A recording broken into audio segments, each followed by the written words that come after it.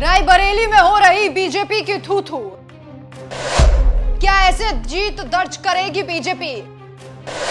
अमित शाह की भी नहीं मान रहे बीजेपी के नेता। पार्टी की जीत हार में बदल रहे हैं अपने।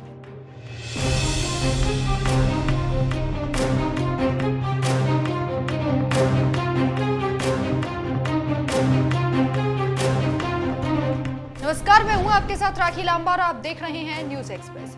यूपी में इन दिनों सियासत चरम पर है। रायबरेली सबसे हॉट सीट बनी हुई है। दोनों सरकारों के नुमाइंदे रायबरेली पहुंचकर चुनावी पिच तैयार कर रहे हैं। यहां भी बीजेपी जीत का दावा कर रही है, लेकिन यह दावा हकीकत में बदलता दिखाई नहीं दे रहा, क्योंकि रायबरेली की सीट पर कांग्रेस ने जब से राहुल गांधी के नाम का ऐलान किया, बीजेपी की हवाइयां उड़ गई। इस सीट से गांधी परिवार को बाहर का रास्ता करने का सपना बीजेपी का अब सपना ही नजर आ रहा है।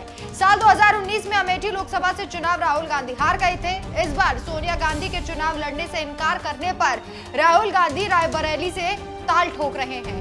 बीजेपी हर संभव कोशिश कर रही है कि राहुल गांधी को इस सीट से हरा दिया जाए, लेकिन बीजेपी अपनों के ही चलते हार के रास्ते पर बढ़ती हुई दिखाई दे रही है।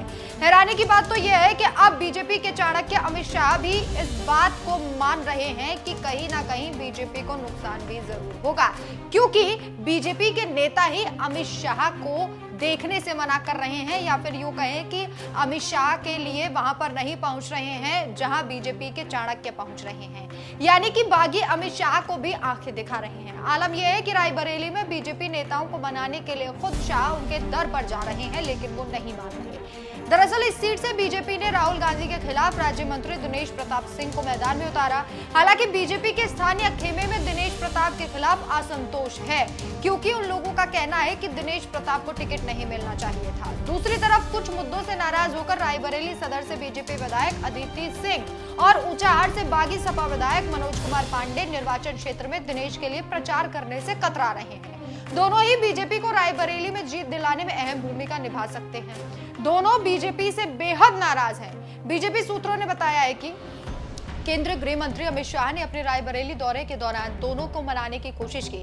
रायबरेली में अपने चुनाव प्रचार के लिए अमित शाह दिनेश के साथ मनोज पांडे के घर पहुंचे और उनका समर्थन मांगा। मनोज पांडे ने फरवरी के राज्यसभा चुनाव में बीजेपी के उम्मीदवार का समर्थन किया था, लेकिन वो लोकसभा चुनाव में दिनेश का समर्थन नहीं कर रहे हैं। सूत्रों के मुताबिक मनोज के घर पहुंचे अमित शाह ने पांडे से कहा है कि उन्हें भाजपा के उम्मीदवार का समर्थन करना चाहिए और पार्टी उन्हें सही समय पर इनाम देगी।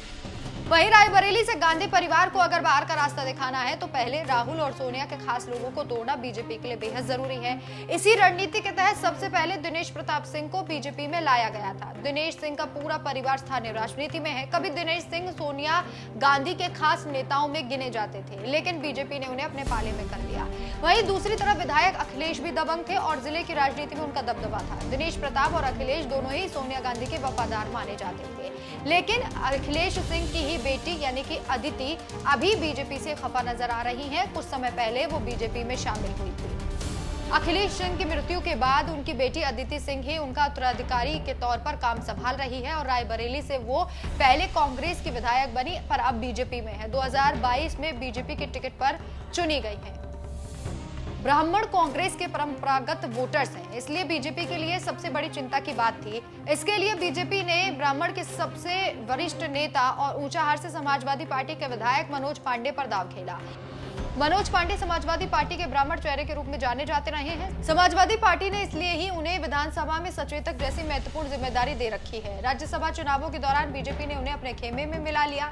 मनोज पांडे रायबरेली के वो किरदार हैं जिन्हें मोदी की लोकप्रियता के चरमोत्कर्ष से भी प्रदेश में सबसे अधिक मतों से विजय प्राप्त करने का श्रेय हासिल किया है। फिलहाल मनोज पांडे तकनीकी रूप से समाजवादी पार्टी में ही हैं। अभी रायबरेली में अभी बीजेपी का जीतना थोड़ा मुश्किल लग रहा है, क्योंकि अभी बीजेपी के रायबरेली में दो कद्दावर नेता पार्टी से खफा हैं। बीते कई दिनों से रायबरेली में ऐसी घटनाएं हुई जिन्हें देखकर ऐसा लग रहा है कि बीजेपी की ये दोनों ही मिसाइलें अभी लॉन्च के लिए तैयार नहीं है। दोनों की ही नाराजगी अलग अलग कारणों के चलते हैं, जिसके चलते ऐसा लग रहा है कि ये बीजेपी के लिए खतरनाक साबित होगा। अब पार्टी यहाँ से जीत दर्ज करवा पाती है या नहीं, ये समय बताएगा। आपकी क्या राय है, हमें कमेंट करके जरूर बताएं।